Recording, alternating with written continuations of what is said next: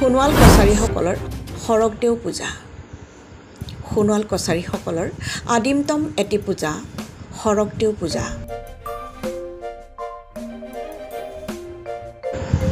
এই পূজা নিৰ্দিষ্ট কেইটামান পৰিয়ালেহে কৰা দেখা পোৱা যায়।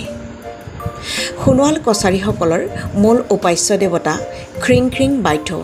এই বাইথ ত্ৰিশক্তিৰ গৰাকী উৰণ বুৰণ গজন ভ্ৰমণ কৰোঁতা জীৱসমূহ সৃষ্টিকৰ্তা পালনকৰ্তা সংহাৰ কৰোঁতা তথা পঞ্চভূতৰ পানী মাটি বায়ু অগ্নি আৰু মন গৰাকী হিচাপে মান্য কৰা হয়।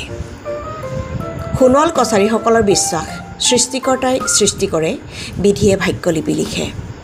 সোণোৱালসকলে প্ৰকৃতিৰ বিভিন্ন কৰ্মসমূহ যেনে ৰ'দ বৰষুণ বতাহ ধুমুহাৰ গৰাকী হিচাপে একোগৰাকী দেৱতাক কল্পনা কৰে। ঠিক তেনেকৈ খেতি বাতি চিকাৰ পশুপালন আদিৰ ক্ষেত্ৰৰ অধিকাৰী হিচাপেও একোগৰাকী দেৱতাৰ কল্পনা কৰা হয়। শৰকদেউ পূজা শৰগৰ দেৱতাসকলৰ উদ্দেশ্যে কৰা পূজা। শৰগৰ দেৱতাসকলৰ প্ৰতি কৰা পূজাৰ বাবেই এই পূজাৰ নাম শৰকদেউ পূজা। এই পূজা কৃষিভিত্তিক পূজা। এই পূজাৰ মূল উদ্দেশ্য হ'ল খেতি বাতি ধান খেতিৰ শ্ৰীবৃদ্ধিৰ বাবে কৃষিকৰ্মৰ লগত সংযুক্ত বুলি ভবা দেৱতাসকলৰ প্ৰতি পূজা আগবঢ়োৱা। সাধাৰণতে শাওণ ভাদ মাহত ৰোৱা তোলাৰ কাম শেষ কৰি কাতি মাহত ধানে গেৰ মেলে। ধানে গেৰ মেলাৰ সময়তেই খেতি ভাল হ'বৰ বাবে ধান পতান নহয় গুটি হ'বৰ বাবে দেৱতাৰ আশীৰ্বাদ কামনা কৰি এই পূজা পতা হয়। সোণোৱাল সমাজৰ কেতবোৰ বংশ বা পৰিয়ালে এই পূজা পালন কৰে। তুৰুকী মুদুৰী বাইথৰী ঢাকনাৰী ফেটাৰী কলাৰী নেজকটাৰী উঝাৰী হাতখোৱাৰী বৰমাঝিৰী আদি সচৰ লোকে এই পূজা ব্যক্তিগত বা পৰিয়াল ভিত্তিকভাৱে কৰে। এই পূজাত বৰ চৰাইৰ কাহিনী মূল বিষয় আৰু এই পূজাত বৰ চৰাইৰ কাহিনীটো কোৱা হয়। এই পূজা প্ৰতি বছৰে নকৰি কেইবাবছৰৰ মূৰত কৰা হয়। এই পূজাক বৰ ডাঙৰ সকাম হিচাপে গণ্য কৰা হয়। সূৰ্যই আমাক তাপ আৰু পোহৰ দিয়ে, সেয়ে সূৰ্যই সকলো শক্তিৰ উৎস বুলি গণ্য কৰা হয়।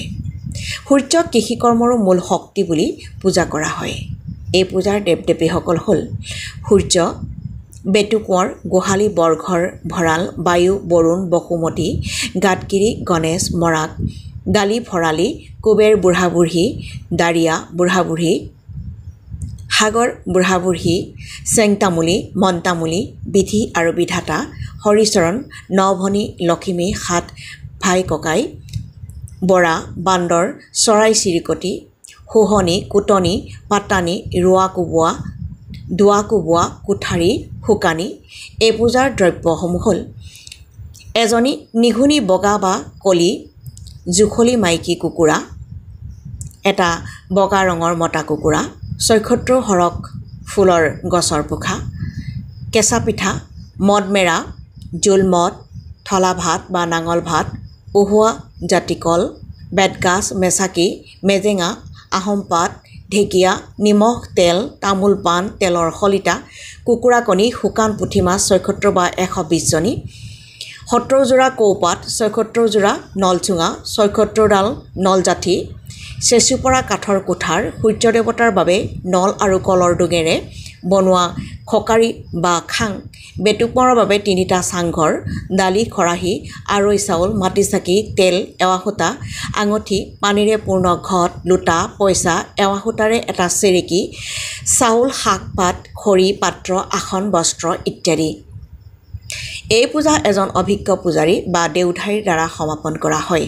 বৰ চৰাই বুলি কলি কুকুৰাজনী চেচুপৰীয়া কাঠৰ কোঠাৰখনেৰে চকুত মাৰি তেজ উলিয়াই তাৰ তেজবিলাক খকাৰীত দিয়া পাতৰ ভাগে ভাগে দিয়ে। কুকুৰাজনী পেট ফালি পেটুডাল উলিয়াই তিনিওটা চাংঘৰ সংলগ্ন কৰি ওপৰত আঁৰি থয়।